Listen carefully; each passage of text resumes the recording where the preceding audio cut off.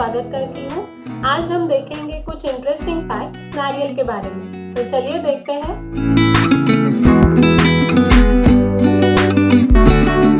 मानवीय शरीर में जो इलेक्ट्रोलाइट्स होते हैं, जो हमारे शरीर के स्नायु तथा नसों से शरीर के अलग अलग कार्य करने में इस्तेमाल होते हैं, तो वैसे ही इलेक्ट्रोलाइट्स नारियल के पानी में भी पाए जाते हैं।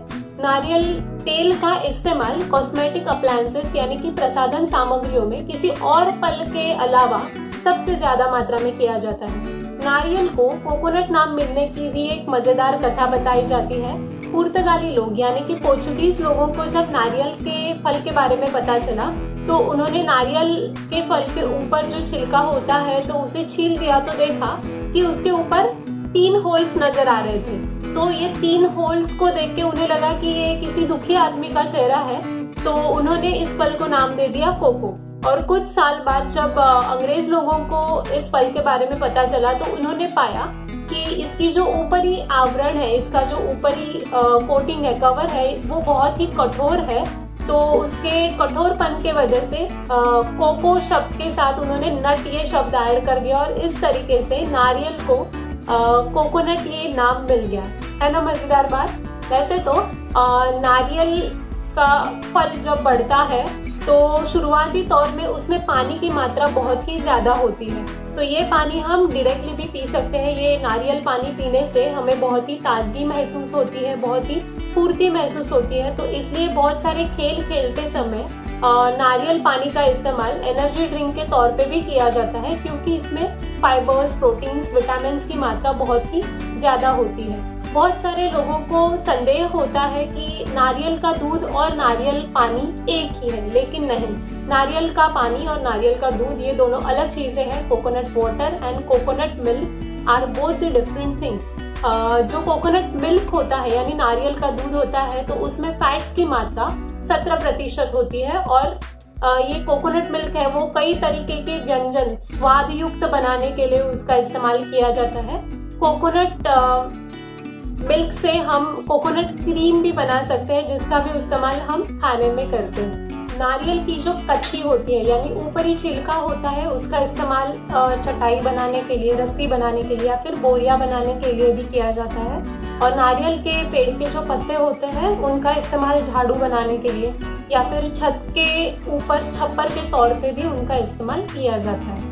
नारियल का इस्तेमाल ताजे स्वरूप में तथा सुखाए गए स्वरूप में भी किया जाता है। खासकर नारियल का इस्तेमाल मिठाइयों में किया जाता है। और जो सूखा नारियल है उसका इस्तेमाल करके नारियल का तेल बनाया जाता है, और ये जो तेल है वो खाने में इस्तेमाल होता है, कॉस्मेटिक्स के तौर पे इस्तेमाल करते हैं, साबुन बनाने के लिए, और साथ ही मालिश के प्रयोजन के लिए भी नारियल तेल का इस्तेमाल होता है। दुनिया के 80 से भी ज्यादा देशों में नारियल का उत्पादन लिया जाता है, लेकिन नारियल का सबसे ज्यादा उत्पादन करने वाले 3 देशों में फिलीपींस, इंडोनेशिया और हमारे भारत का समावेश होता है। मालदीव द्वीपों के राष्ट्रीय चिन्ह पे नारियल के पेड़ का चित्र इस्तेमाल किया जाता है।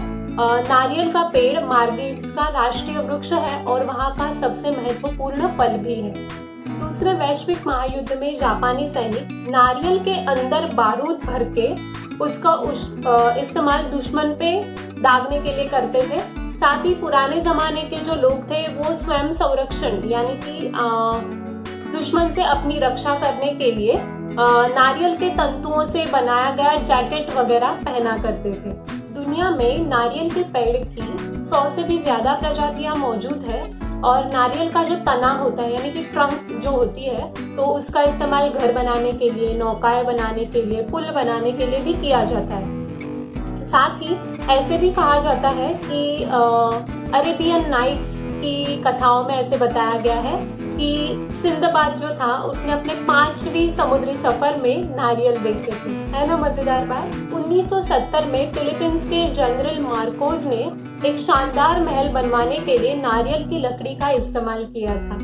नारियल का इस्तेमाल पानी में तैरने के यंत्र के स्वरूप में भी किया जाता है।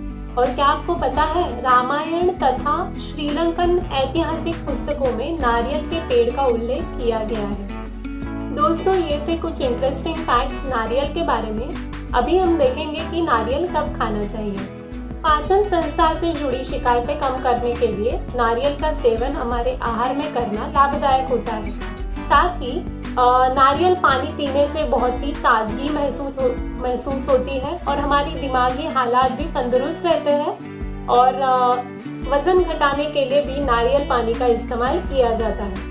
त्वचा की चमक और स्वास्थ्य बनाए रखने के लिए भी हमारे आहार में नारियल का सेवन करना बहुत ही लाभदायक होता है। नारियल कब नहीं खाना चाहिए?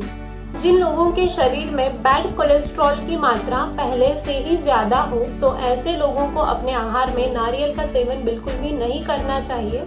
और अगर सीमित मात्रा में वो नारियल का सेवन अपने आहार में करना चाहते हैं तो अपने डॉक्टर या वैद्य की सलाह उन्हें जरूर लेनी चाहिए।